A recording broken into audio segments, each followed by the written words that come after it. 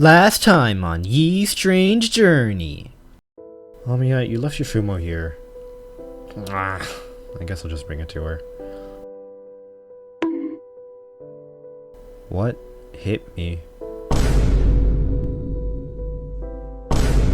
The best way to get better at Arknights is expanding your knowledge of operators and applying this knowledge to stages, but since Arknights is a very complicated world with hundreds of skills and talents to conceptualize, memorization can be a bit hard for some people, which can lead inexperienced players to tier lists as a solution to evaluate operators in an efficient manner.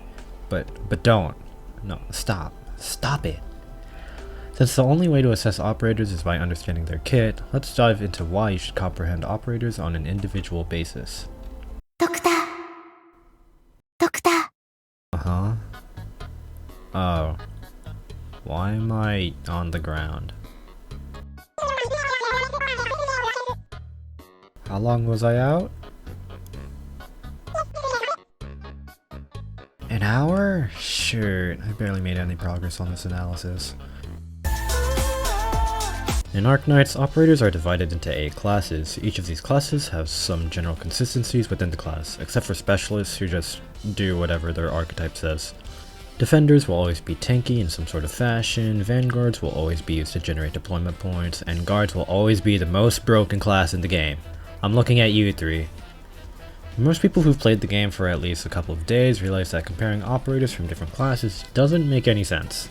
Why would you compare Talopsis, a medic with team-wide SP generation, to Cruz, a reliable sniper who won't shut up? Point is, comparing across classes will always have significant flaws in some way. You wouldn't rely on Talopsis for damage the same way you wouldn't rely on Cruz for healing. I don't think I really have to explain in depth why cross-class comparisons are garbage, so let's go to the next grouping, archetypes. An archetype is a subunit of a class that specifies the operator's kit even further, usually indicated by the trait. Healing defenders heal and tank, flag bearer vanguards make DP go burr, anti-air snipers prioritize drones. Comparing operators who are in the same class but have different archetypes is a safer comparison than cross-class, but you still run into a lot of problems. The easiest example of why you shouldn't do this is seeing how comparing Saria, a healer defender, and Hoshiguma, a standard defender, has so many flaws. This is a big no-no, but some players try forcing it anyways. I've seen players say, Saria is better because she has healing and Hoshi doesn't, ignoring Hoshi's skill 3 that turns her into a complete defense blender Chad. Beginners tend to completely ignore Hoshiguma's tankiness and damage, and although you might prefer Saria's healing in more situations than Hoshi's skill 3, this doesn't make her better than Hoshi. In Arknights, versatility only makes operators more applicable, not better, because I will guarantee there will be situations where you will want Hoshiguma over Saria. Even though comparing in the same class might seem more fair, there are still subtle mistakes that can still lead you to misevaluate an op. Now, this may seem like the end of the line because there's no groups really established after archetypes, but trust me, there is. Niches or niche is the next subgroup after archetype. There isn't a concrete in-game definition for niche, but generally it is understood as a very specialized role. Healing? That's a niche. SP battery? Also a niche. Tanking, crowd control, slowed and or sluggish and or snared, also a niche. Yostar, I swear to God, fix your inconsistent translations. For the record, movement speed slow is not the same as supporter sluggish slow, but that's another topic for another video. The thing is, there are so many niches, and trying to categorize operators into a single niche is dumb and stupid and bad, so don't do it. Operators fill multiple niches, and you need to compare operators who share most, if not all, these niches in order to get the fairest comparison. This is most evident in my Blemish-Shine analysis video where I criticize people who try comparing her to Saria because being able to do damage as a healer defender is such a significant niche that the comparison will no longer be fair between the two. For example, Shining and Warfarin are of the same archetype and class, which is a single target medic. They can only heal one target, but their healing is greater than AoE medics. As such, it may seem fair to compare these two, but nope. While Shining's niche is less used than Warfarin, it is still a very powerful one. Shining heavily buffs defense, which becomes very useful in harder content when the enemies violate the Geneva Conventions and cause unethical amounts of physical pain. Her skill 3 can also allow some ranged operators to survive Aux shots, enabling some crazy buff army shenanigans. Warfarin, meanwhile, has amazing healing potential with her S1, and her S2 serves as a powerful buff that can make multiplicative skills do crazy amounts of damage. Her talent also features a jank form of an SP battery. Despite being in the same class and archetype, Warfarin and Shining fill different niches and again, shouldn't be compared. Honestly, I wouldn't dare to try to compare operators in a vacuum, which is what most people do. because Arknights itself is so situation-based that you're guaranteed to make some form of misevaluation. It's only in difficult situations that niches become significant, such as Angelina's DPS slow and passive heal combo for CC Pyrite, or Liscarm's SP battery during CC Blade. Yeah, I'm fine, Amiya. Thanks for worrying about me. Wait a second. Oh my god. Finally.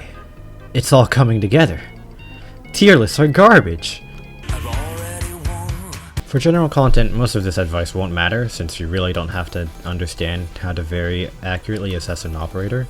All you need to know is Thorns and Suit are good, help me win game, brain happy. However, once the stages get harder, knowing what you're lacking in becomes a major foresight that can save you lots of time. When you understand what you need in your composition, you can stop throwing teams at the wall and seeing what sticks. Not only does the niche concept help you become better at the game, but I also have saved money because of it. Since I don't have an infinite supply of money, unlike some of you whales out there, I have to watch my budget, so I can't just throw dollar bills at HG and turn to my inner demons of becoming an Arknights Leviathan. This is where understanding what niches I'm lacking in comes into play. I know that Thorns, Mountain, and Blaze are all amazing for general content, but while they are amazing generalists and shine in general content, they are less useful in CC and other hard events, which is what I usually aim for. Because I know both of these things and general content is usually cheese, I can skip pulling on their banners, saving me lots of a rundom. This is also the reason why I don't understand should you pull videos. Not trying to throw shade at any specific YouTuber, but every beginner's roster is different and should be assessed individually instead of trying to make a blanket statement of, haha, Mountain good, pull for Mountain, become a furry. I assume these videos are meant for beginners because everyone else already knows who they want. And this brings me to the topic of misevaluating operators. If you assess an operator the wrong way, you can severely undermine their strengths or weaknesses. For example, when comparing Surtur's nuke potential to Silver Ash's funny swing, players sometimes tend to solely focus on Surtur's way higher arts damage, ignoring Silver Ash's way wider range as well as his ability to hit drones and more enemies. Surtur can't do map-wide clears like Silver Ash can, but she can not die and basically delete anything that you don't like dealing with. Speaking of assessing operators the wrong way, have you seen the unholy amounts of tier lists there are on YouTube? Again, not going to call anyone specifically out, but people who make tier lists? Kinda. Arknights is such a precision-based game that relative scales such as tier lists don't fit well at all. It's time to enlighten the people. They must know the truth. It's me. I am you, from the future. What? How is this even possible? No time to explain. You see, right about now, Yostar is about to warn us a contingency contract led to— God damn it, they already released it. Oh. So I have to stop working on this video and work on the permamap guide? Yeah, basically.